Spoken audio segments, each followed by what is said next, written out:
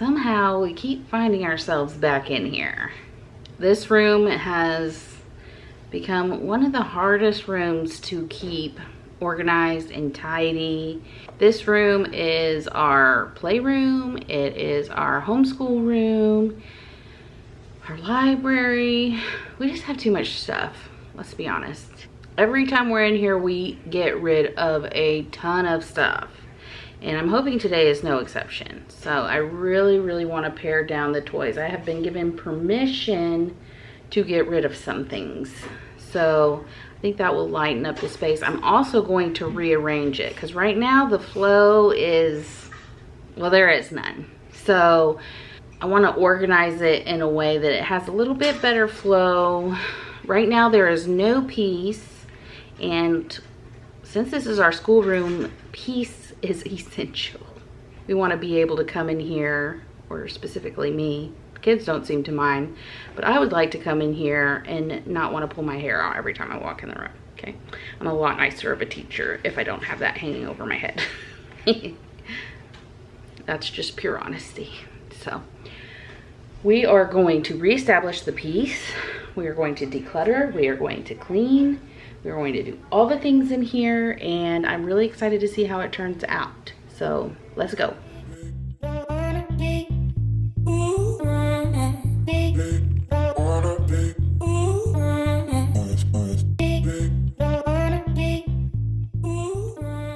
All right, we have a ton of Barbie stuff, but I also have one child who is emotionally attached. So what I'm going to do is just put all the Barbie stuff in here and have her go through it and declutter. In a room this chaotic, it's really hard to decide where to even start. I just ended up picking this corner. It seemed like the easiest one to kind of pack up because the kids were ultimately going to be making the hard decisions on what to give away and what not to give away. They don't really like me being involved in that process. I don't know why. Just kidding. I do tend to be a little ruthless, but in this case, I gave them choices. I encouraged the girls to get rid of at least 30% of the Barbie stuff. I kind of gave them a space for it and said it has to fit in this space. It cannot look cluttered. And so that was kind of the parameters I gave them to kind of pare down a little bit. And then Eric, I had the reverse problem with Eric. He wanted to get rid of it all. He didn't want to keep one toy. And so, yeah, I had to navigate that side of it as well. But, you know, anytime you have a room like this, all I encourage people to do is to just get started. That's the hardest part sometimes, is kind of blasting through that clutter paralysis. Just pick a corner, focus on that corner, and get it done.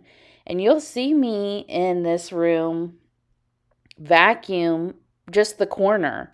I don't wait for the whole room to be done to vacuum, because vacuuming just gives me such a sense of I don't know. It does something for the dopamine in my brain. I don't know what it is, but seeing a freshly vacuumed floor just encourages me to keep on going.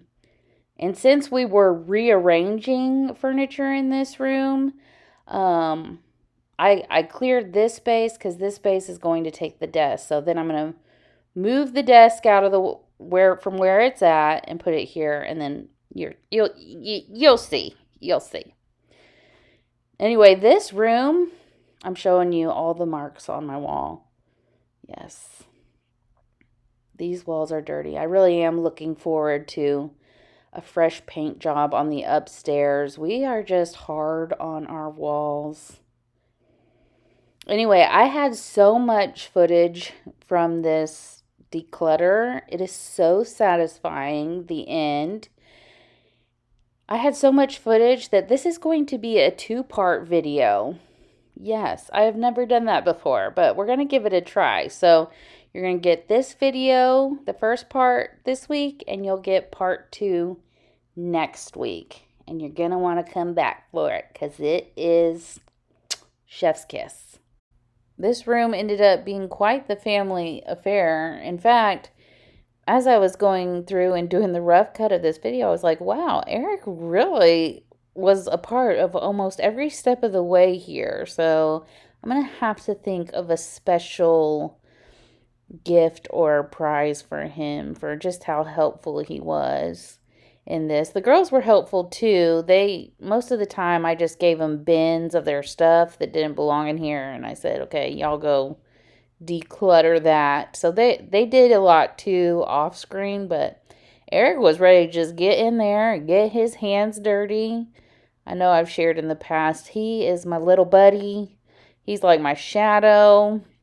He does like his fair share of video games and TV and all that, but he is a busy boy. And so anything that, like, he's not afraid of work. Like, he will get put to work. And actually, Steven, you know, I've shared with y'all in the past this too, that he was in a car accident, he got a back injury, and so he's become very limited on what he can and cannot do. And so we bought even a little weed eater, and he is showing Eric how to weed eat so he can help him with that. And yeah, I just love that boy. He's such a good boy. So if y'all have any ideas, what should I do? What should I do for him? I mean, obviously I could take him and let him pick something out, or maybe a cool experience. I don't know. Maybe y'all can help me with some fun ideas.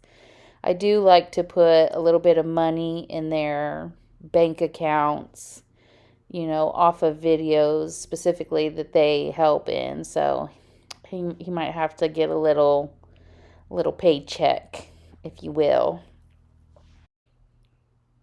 2 out of 3 of my kids have actually shown interest in YouTube and making YouTube videos. So I always trying to invite them in and show them the process. I do like to compensate them when they are helpful, because they're like in the craft room, Eric room swap, where we took the craft room upstairs, downstairs, and Eric's room upstairs. There's absolutely no way I could have done that all by myself. That was a lot of stuff to be taken up and down the stairs. So I did recruit my teenagers and Eric, and even Steven helped a little bit, what he could, so we could make that transition. So, you know, I don't always show them on camera, but they're always helping me out. So I always like to give them a little kickback, you know, especially if a video does well. Give them a little kickback on, you know, what I make.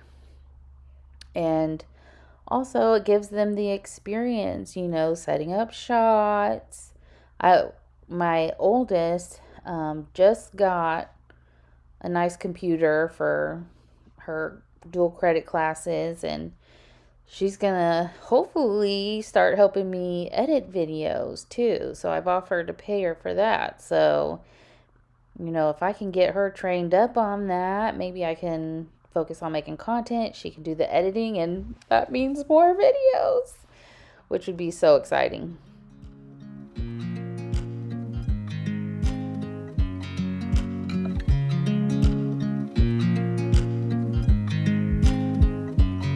I watch you as you drive. Do you know I'm looking? And I can't help but smile.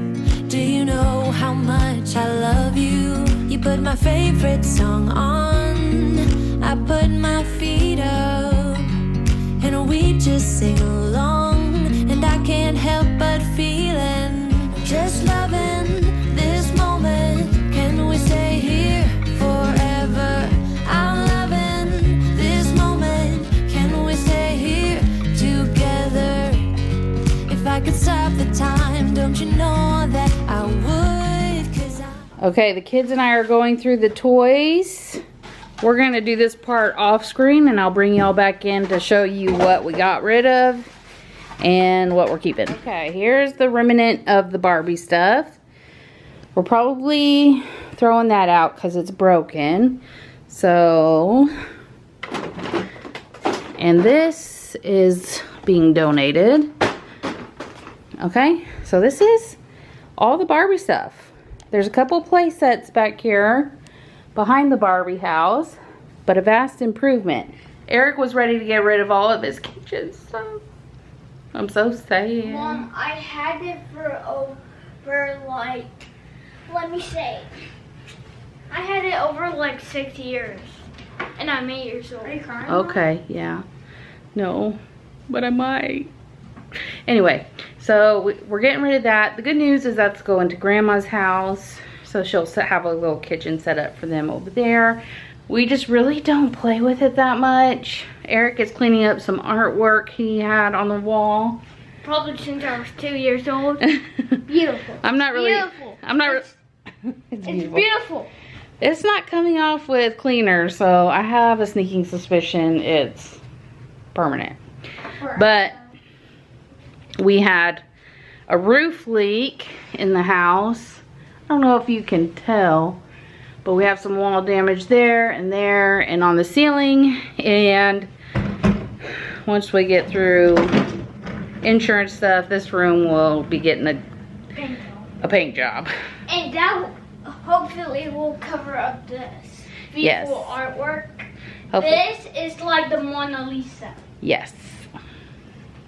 And this is our giveaway so far. Just random toys, some office stuff, and then we're hopefully going to find the missing bin. So we're just going to donate that because it's real flimsy and I don't want to mess with it.